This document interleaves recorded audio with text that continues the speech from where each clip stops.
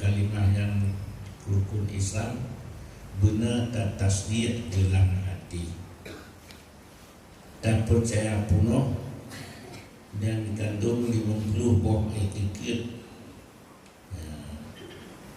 Dunate sebelah tun yang dikutun oleh Allah Rasulnya, Rasul mengajar kepada kita sebelah tun bagian ilmu 2 kalimah syahadah atau ilmu etiket.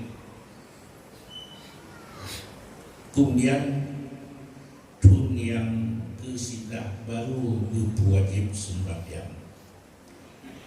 Ianya berangkat Rasulullah turun ke lembah agama Madinah serta sahabat-sahabat